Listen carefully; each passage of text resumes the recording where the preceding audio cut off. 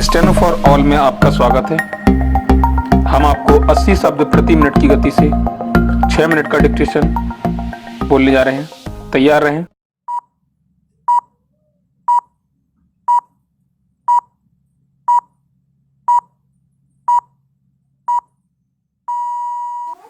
हिमालय भारत की सबसे महत्वपूर्ण प्राकृतिक संपत्ति है। इसके बिना यह देश नहीं बचेगा। इसके विशाल पहाड़ आक्रमणकारियों को रोकते हैं। हमारी महान नदियों के स्रोत हैं। जैव विविधता का समृद्ध भंडार और हमारे पवित्रतम मंदिरों का घर हैं। पारिस्थितिकी, आर्थिक, सांस्कृतिक और रणनीतिक रूप से हिमालय एक राष्ट्र के रूप में भारत के भविष्य के लिए महत्वपूर्ण है। हिमालय का सम्मान करने के दावे के साथ शासन करने वाले राजनीतिकों की नाक के नीचे ये पहाड़ उन पर हो रहे हमले के गवाह बने रहे हैं। ये हमला गलत तरीके से अपनाए जा रहे प्रोजेक्ट चार धाम परियोजना के रूप में हो रहा है।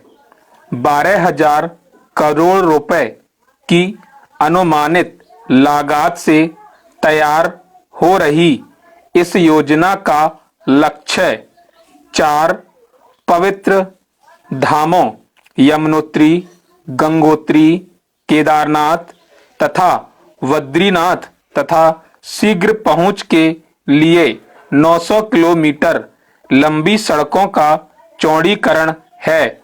इस योजना पर घनघोर लापरवाही के साथ अमल हो रहा है और इसमें पर्यावरण तथा मानव सुरक्षा की जरा भी चिंता शामिल नहीं है। लोगों के विरोध के बाद सुप्रीम कोर्ट को विशेषज्ञों की एक समिति का गठन करना पड़ा है, जिसने हाल ही में इस परियोजना के कारण अब तक हो चुके नुकसान को लेकर 800 पेज की रिपोर्ट प्रस्तुत की है।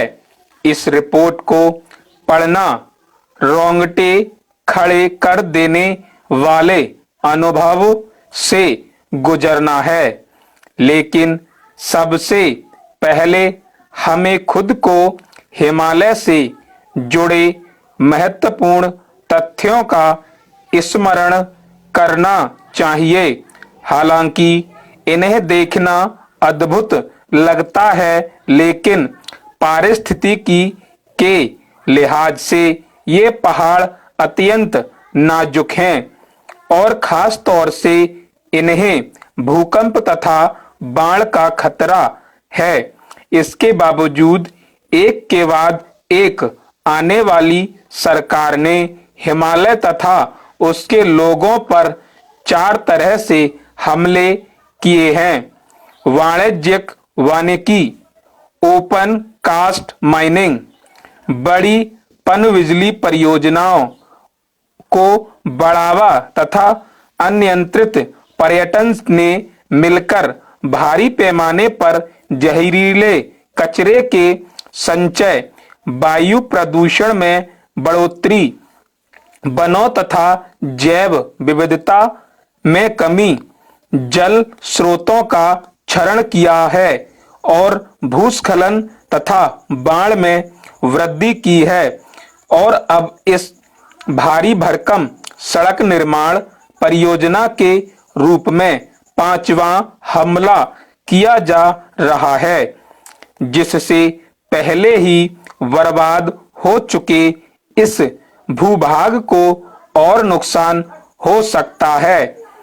अमूमन 4 धाम जैसी विशाल परियोजना के लिए प्रोजेक्ट शुरू करने से पहले ही पर्यावरण प्रभाव आकलन EIEA संबंधी विस्तृत रिपोर्ट देना अनिवार्य होता है।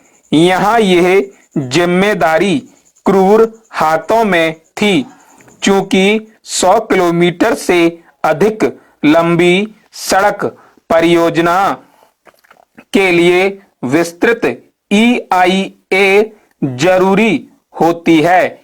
इसलिए 880 किलोमीटर की एकीकृत परियोजना को कागज पर छोटे छोटे अनेक टुकड़ों में इस तरह बांट दिया गया ताकि किसी भी खंड के लिए EIA की जरूरत ना पड़े। इस परियोजना की आधारशिला प्रधानमंत्री नरेंद्र मोदी ने दिसंबर 2016 के आखिरी हफ्ते में रखी थी। उसके बाद से इसकी वजह से हुए नुकसान की झलक सुप्रीम कोर्ट द्वारा गठित विशेषज्ञ समिति के अध्यक्ष डॉक्टर रवि चोपड़ा द्वारा तैयार रिपोर्ट में दिखती है। हमारा सामना कई भूस्खलन से हुआ और हमारी गाड़ियां अक्सर जाम में फंस जाती थीं। स्टॉप।